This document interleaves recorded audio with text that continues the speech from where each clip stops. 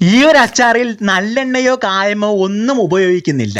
520 വർഷത്തോളം കേടുകൂടാതെ സൂക്ഷിക്കാനും കഴിക്കാനും കഴിയുന്ന കണ്ണിമാങ്ങ അച്ചാറിൻ്റെ രഹസ്യ കൂട്ടുമായാണ് ഞാനിന്ന് നിങ്ങൾക്ക് മുമ്പിൽ എത്തുന്നത്.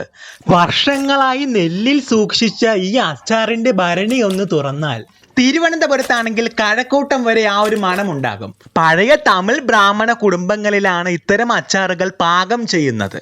അവരുടെ രഹസ്യ ചേരുവ ഞാനിതാ നിങ്ങൾക്ക് മുമ്പിൽ വെളിപ്പെടുത്തുകയാണ്. നമുക്കിന്ന് കണ്ണിമാങ്ങ അച്ചാറിൻ്റെ രുചിക്കൂട്ടിയിലേക്ക് കടക്കാം.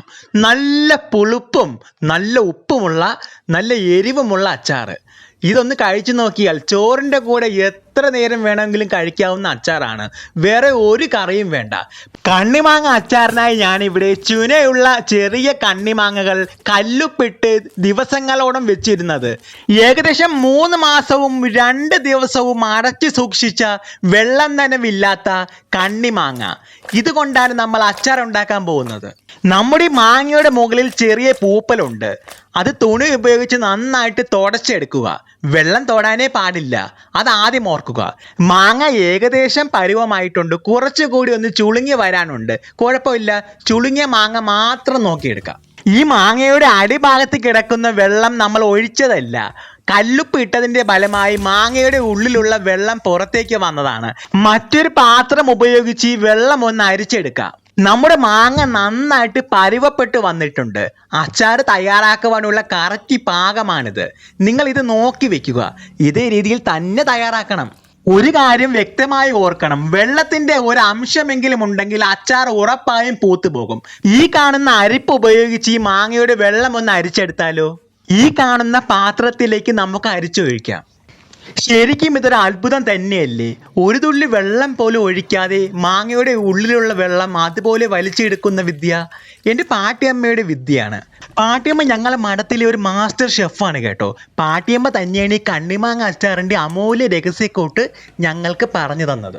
ഒടുവിൽ നമ്മുടെ മാങ്ങ നന്നായിട്ട് അരിച്ച് തുണി കൊണ്ട് തുടച്ചു വെച്ചിട്ടുണ്ട്. ഇനി വേണം അച്ചാർ തയ്യാറാക്കാൻ. ഈ ഒരു മാങ്ങ കേടാണെന്ന് തോന്നുന്നു. നമുക്കൊന്ന് പൊട്ടിച്ചു നോക്കാം. ഇത്തരത്തിലുള്ള മാങ്ങയുണ്ടെങ്കിൽ മാറ്റുന്നത് വളരെ നല്ലതാണ്. അല്ലെങ്കിൽ അച്ചാർ ഉറപ്പായും പൂത്തുപോകും.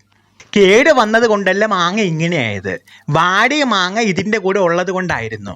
മാങ്ങ അരിച്ചു വെച്ചിരിക്കുന്ന വെള്ളത്തിലേക്ക് 2 ടേബിൾ സ്പൂൺ മുളക് പൊടി ചേർത്ത് കൊടുക്കാം. ഈ ഒരു അച്ചാറിൽ നല്ലെണ്ണയോ കായമോ ഒന്നും ഉപയോഗിക്കുന്നില്ല. നിങ്ങളിപ്പോൾ കാണുന്ന മുളക് പൊടിയും കടുകിൻ്റെ പൊടിയും മാത്രമാണ് ഉപയോഗിക്കുന്നത്. ഇനി നമുക്ക് ചതച്ച് വെച്ച കടുക് 2 ടേബിൾ സ്പൂണോളം വരുന്നത് ചേർത്ത് കൊടുത്ത് നന്നായിട്ട് യോജിപ്പിക്കാം.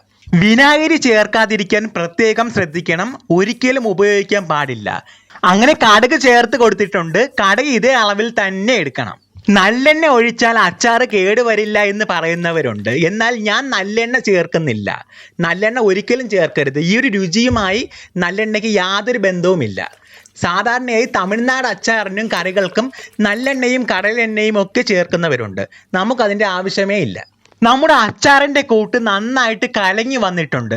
അതിലേക്ക് നമുക്ക് മാങ്ങ ചേർത്ത് കൊടുക്കാം. മാങ്ങ ചേർക്കുമ്പോൾ നല്ല ക്ഷമയോടെ നല്ല ഉത്തരവാദിത്തത്തോട് വേണം മാങ്ങ ചേർക്കാൻ. കാരണം വെള്ളത്തിൻ്റെ ഒരു അംശം പോലും കാണാൻ പാടില്ല. കലക്കി വെച്ച അരപ്പിൻ്റെ ഒരു അംശം പോലും തറയിലേക്ക് വീഴാനും പാടില്ല. അളവ് സമാസമമായിരിക്കണം. നല്ല രുചിയും മണവുമുള്ള മാങ്ങ ആയതുകൊണ്ട് തന്നെ അച്ചാറിന് രുചിയേറും.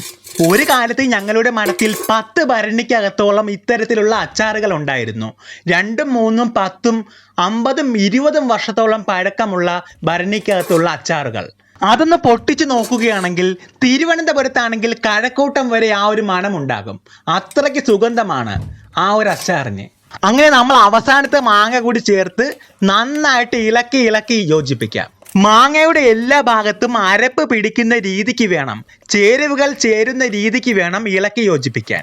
അങ്ങനെ എൻ്റെ പാട്ടിയമ്മയുടെ സ്പെഷ്യൽ തമിഴ് ബ്രാഹ്മിൺ സ്പെഷ്യൽ 520 വർഷത്തോളം കേടുകൂടാതെ ഇരിക്കുന്ന നമ്മുടെ കണ്ണിമാങ്ങ അച്ചാർ ഇവിടെ തയ്യാറാണ്. ഈ ഒരു അച്ചാറിൻ്റെ രുചി അറിയണമെങ്കിൽ 5ഉം 10ഉം വർഷം കഴിഞ്ഞെടുത്ത് കഴിക്കുമ്പോൾ മാത്രമാണ് ശരിക്കുമുള്ള തനതായ രുചി കിട്ടുന്നത്.